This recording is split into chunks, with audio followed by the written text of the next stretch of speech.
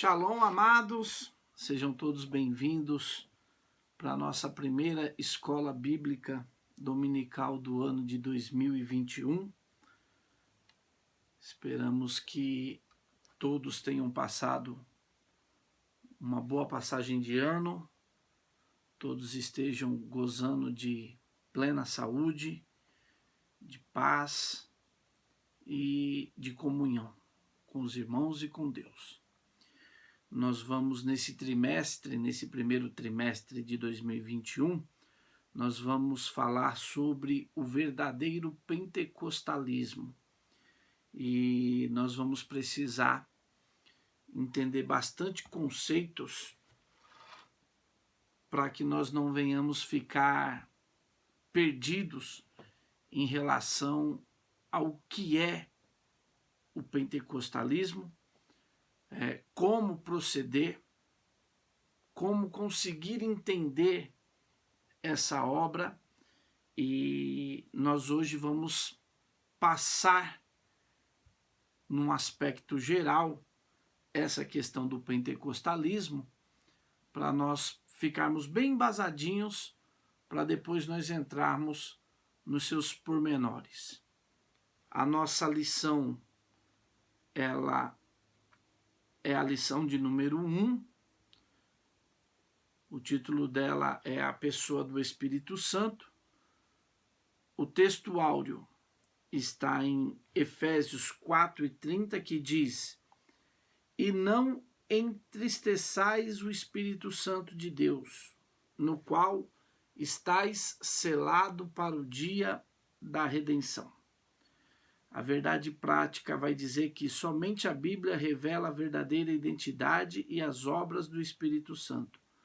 Um tema que nós, pentecostais, vivenciamos.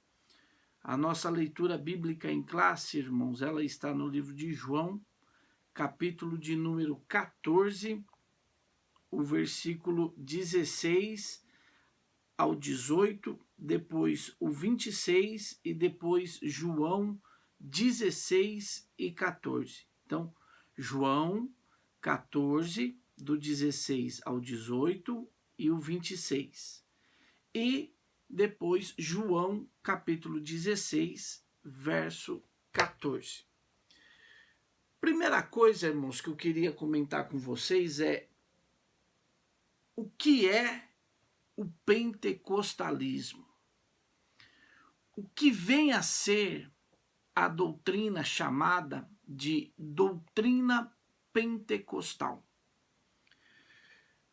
A doutrina pentecostal, irmãos, ela é baseada no que aconteceu no livro de Atos, no capítulo de número 1, a partir do verso 8, quando Jesus, antes de morrer, já havia dado uma promessa aos seus discípulos de que eles nunca ficariam órfãos. E ele diz, olha, para que vocês não fiquem órfãos, eu vou enviar um Consolador, o Espírito de verdade. E quando nós olhamos para o que aconteceu no livro de Atos, as pessoas resumem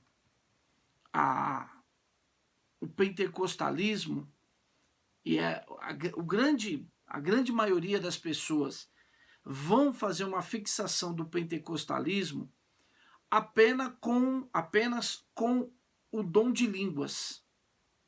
Porque em Atos dos Apóstolos, lá na igreja primitiva, os dons, as pessoas falaram em outras línguas num ato miraculoso, porque a Bíblia diz que eles, Pedro principalmente, estava pregando, falando o que se acontecia ali, e diz a Bíblia que as pessoas ouviam, cada um ouvia no seu idioma.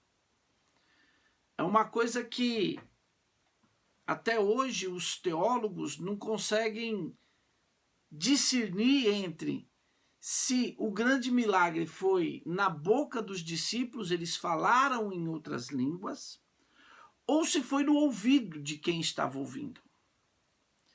E a partir daí, teve-se na igreja a ideia de que estava se cumprindo aquilo que foi profetizado pelo profeta Joel. O próprio apóstolo Pedro vai usar o profeta Joel para defender aquilo que estava acontecendo.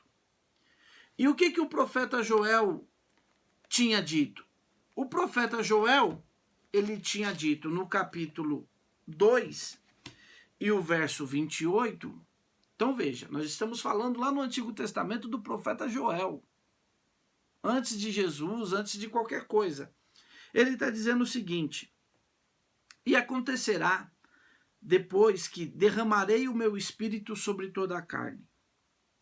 Vossos filhos e vossas filhas profetizarão, vossos velhos sonharão sonhos, e vossos jovens terão visões. Até sobre os servos e sobre as servas derramarei meu espírito naqueles dias.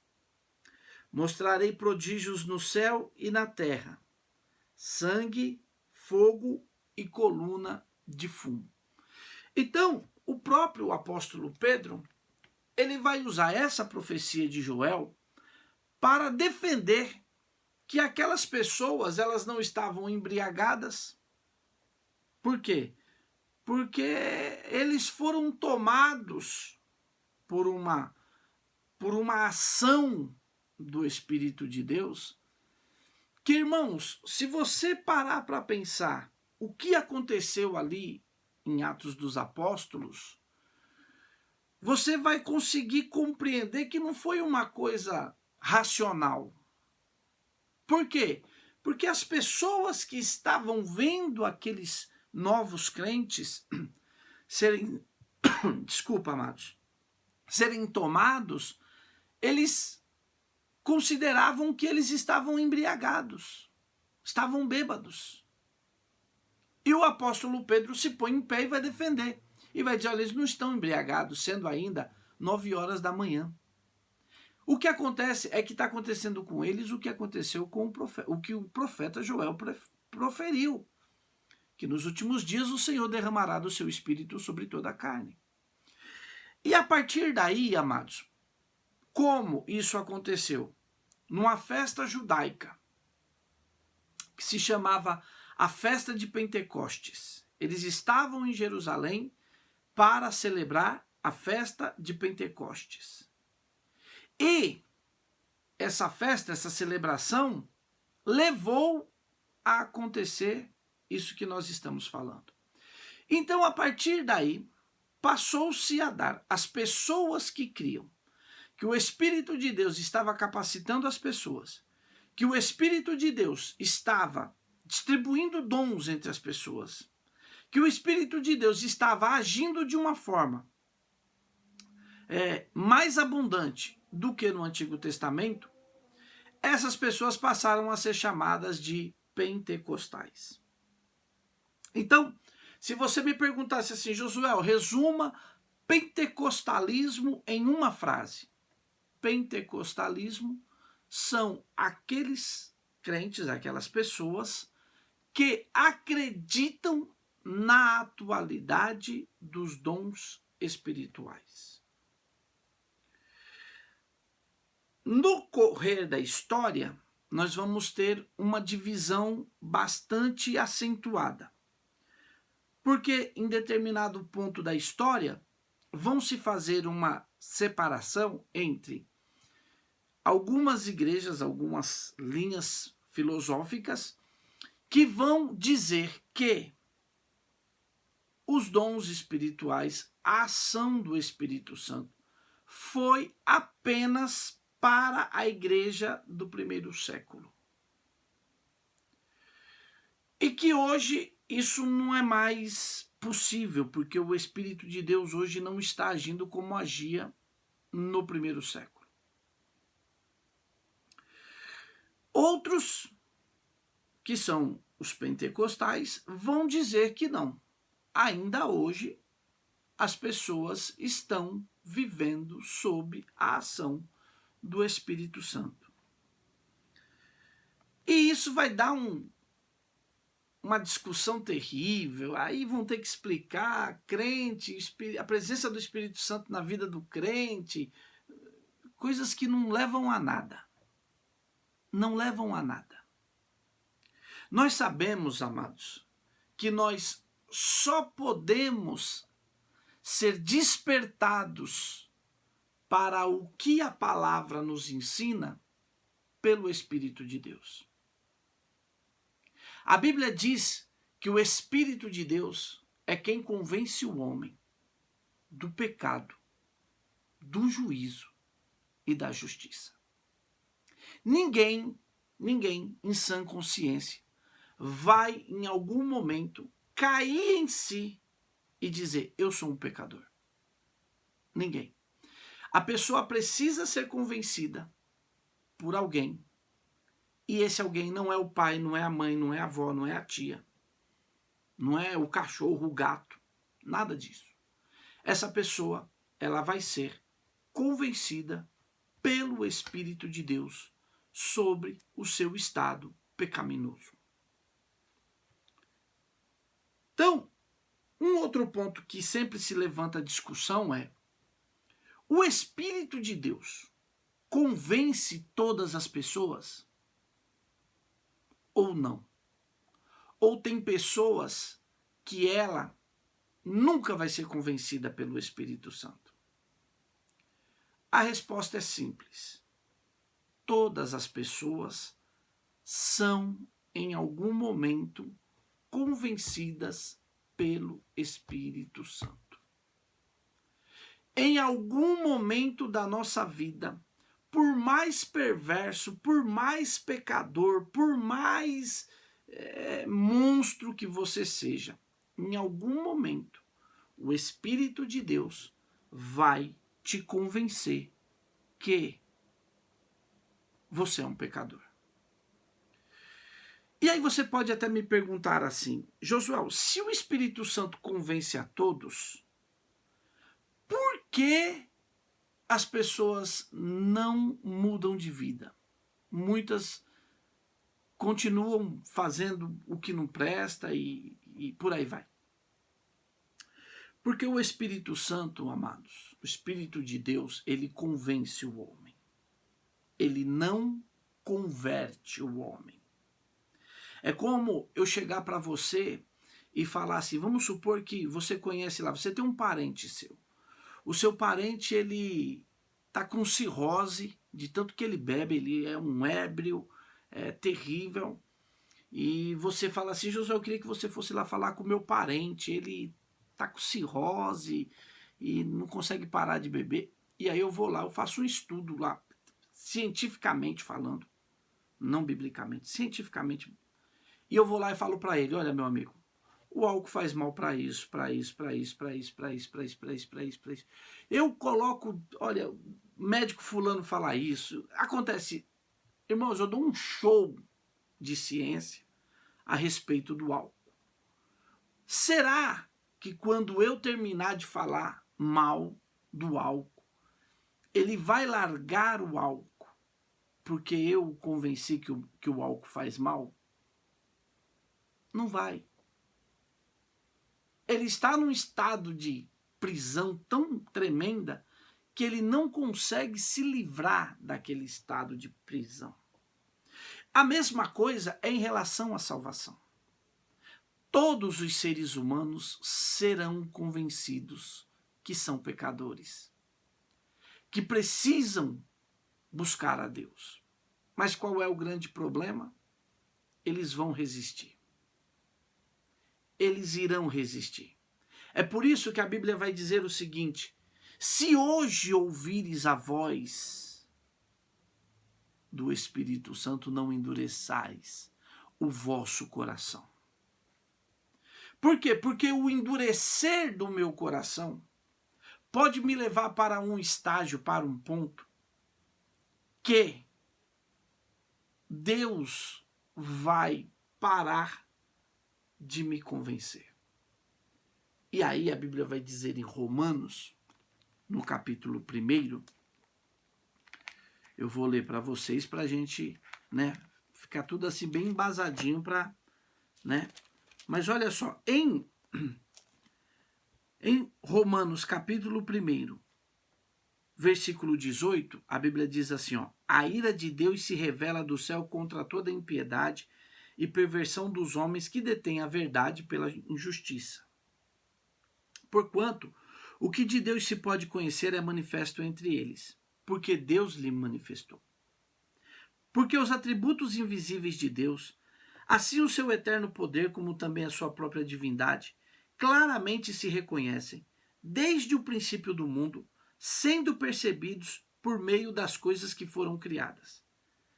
Tais homens são, por isso, indesculpáveis.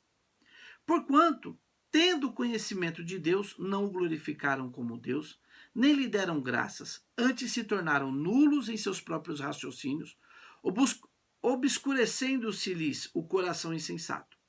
Inculcando-se por sábios, tornaram-se loucos. Mudaram a glória do Deus incorruptível em semelhança da imagem do homem corruptível, bem como de aves, quadrúpedes e répteis. Por isso, Deus entregou tais homens à imundícia, pelas concupiscências de seus próprios pecados, de seus próprios corações, para desonrarem os seus corpos entre si. Pois eles mudaram a verdade de Deus em mentira, adorando e servindo a criatura em lugar do Criador, o qual é bendito eternamente. Amém. Por causa disso, os entregou Deus a paixões infames, porque até as suas mulheres mudaram o modo natural de suas relações íntimas por outro contrário à natureza. Então veja que essas pessoas, elas já foram convencidas pela natureza, elas já foram convencidas pelos outros homens, elas já foram convencidas por Deus. E elas rejeitaram esse convencimento. O que Deus fez? Entregou eles aos seus próprios desejos, aos seus próprios pecados. E esse pecado, isso vai trazer para essas pessoas uma coisa muito pesada, muito ruim, que é o endurecimento do coração. E chega uma hora que o endurecimento de coração é tão grande que o Espírito de Deus para de agir sobre a vida dessa pessoa. Então, o pentecostalismo, ele vai acreditar que o Espírito de Deus está agindo mesmo nos dias atuais. Talvez você possa me perguntar, Josué, então se isso é verdadeiro, se isso é verdade, por que nós não vemos na mesma proporção que se via na igreja primitiva a ação do Espírito Santo? Pois bem, por que será? Porque a gente olha para a igreja primitiva e, por exemplo, vou só dar um exemplo clássico para nós. Ananias e Safira. Eles mentiram ao apóstolo Pedro e nessa mentira eles foram fulminados, eles morreram. Pois bem, hoje as pessoas mentem e ninguém morre. Por quê? Porque havia naquela comunidade um nível de santidade tão grande que não era permitido nenhum tipo de profanação àquela santidade. E aí, amados, a gente tem que aprender uma regra com Deus, que é a seguinte: o grande problema é o primeiro pecado. Porque o primeiro pecado, ele traz uma consequência terrível para quem vem depois do primeiro pecado. Então, Ananias e Safira foram fulminados porque eles cometeram o primeiro pecado. E ali o apóstolo Pedro, quando fala com Ananias e Safira, ele diz: por que você deixou Satanás encher o teu coração? Você não mentiu a homens, você mentiu ao Espírito de Deus. Então nós precisamos entender que o Espírito de Deus está agindo hoje. Mas ele não age da mesma maneira. Não age, porque hoje nós não temos uma comunidade tão santa como era a igreja primitiva. Nós fomos durante, e aí eu não vou entrar nesse assunto porque o tempo não vai dar, mas nós fomos durante os anos, eu falo nós porque nós fazemos parte da igreja, irmão. Então o que aconteceu lá atrás, eu sou culpado. Ah, mas eu estou vivendo aqui em 2020, eu sou culpado. E lá atrás, a igreja foi abrindo mão de preceitos bíblicos. Ah, isso aqui não faz mal, vamos aceitar. Isso aqui não faz mal, vamos aceitar. Isso aqui não faz mal, vamos aceitar. E nós chegamos nessa igreja. E essa igreja que nós estamos vivendo hoje é uma igreja paupérrima. É uma igreja pobre. É uma igreja que eu vou dizer para vocês sem medo de errar. É uma igreja que ela está subsistindo porque ainda existem valentes, heróis. E eu não quero que nós assumamos esse papel de heróis como se nós fôssemos especiais. Não, nós temos que assumir esse papel de heróis como pessoas que não desistiram de servir a Deus. Porque já era para nós ter desistido. Porque nós estamos tão longe da Bíblia. Nós estamos tão longe de um nível de santidade que hoje nós somos uma comunidade que não tem nem identidade própria. E quando eu falo isso, nós somos uma comunidade que não temos nem identidade própria, eu não estou falando da AD Platina, que é a nossa igreja. Eu estou falando da igreja, no geral. Eu estou falando de todas. Não é que, de repente, alguém pode pensar, é porque a AD Platina é fraca e as outras... Não é a igreja local que eu estou comentando.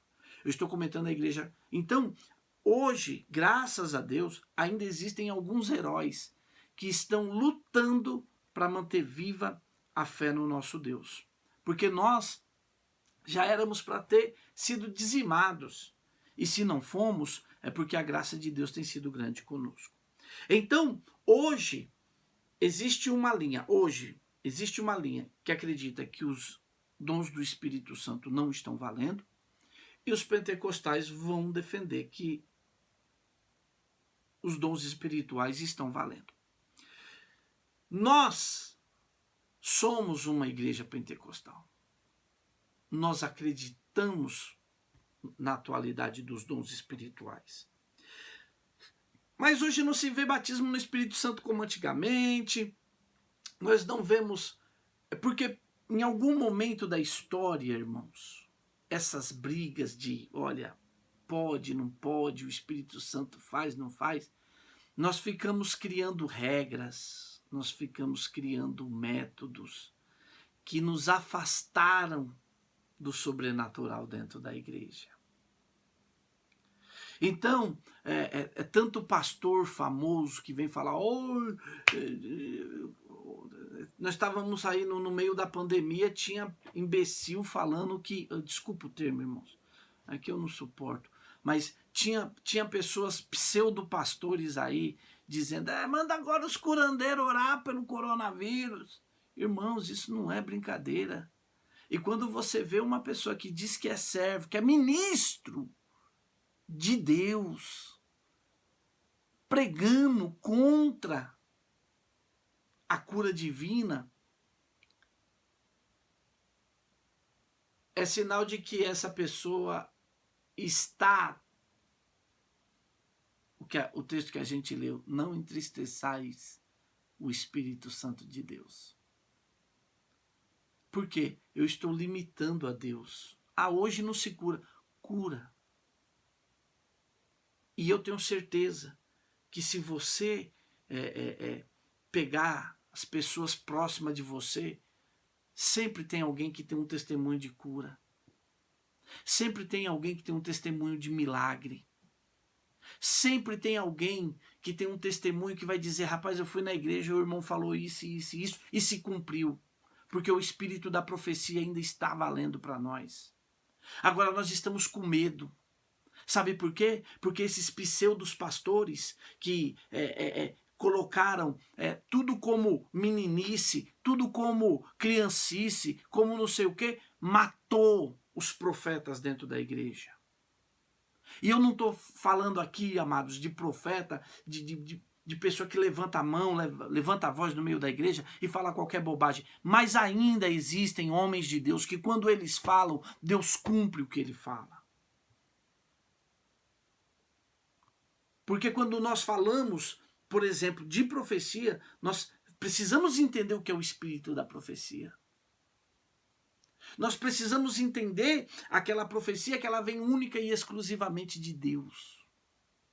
É aquela que Deus fala uma coisa, revela, melhor dizendo, né? Revela uma coisa que ninguém sabia, que é a vontade soberana dele.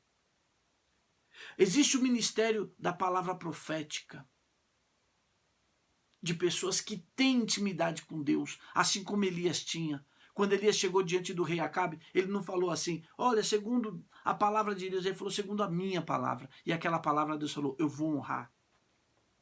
Quando Eliseu encontrou a sunamita, ele não falou assim, Deus está dizendo que você vai ter um filho sunamita. Não, ele falou, olha, eu estou dizendo para você, daqui um ano eu vou voltar e você vai estar com um filho nos braços.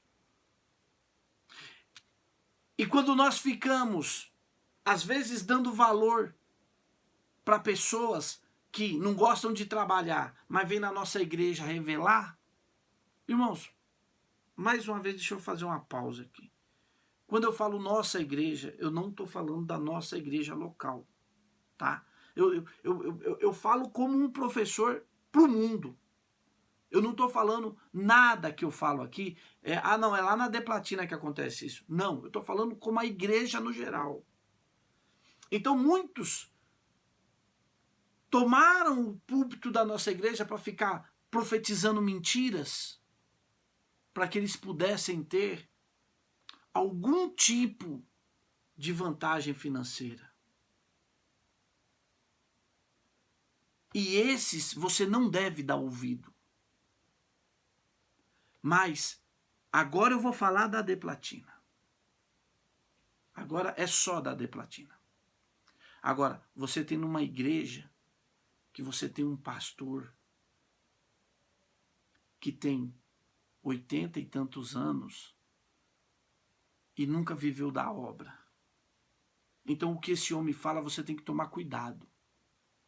Sabe por quê? Porque primeiro, ele é temente a Deus e segundo, esse carrega o peso de falar uma palavra e essa palavra se concretizar, mesmo que não seja a vontade de Deus.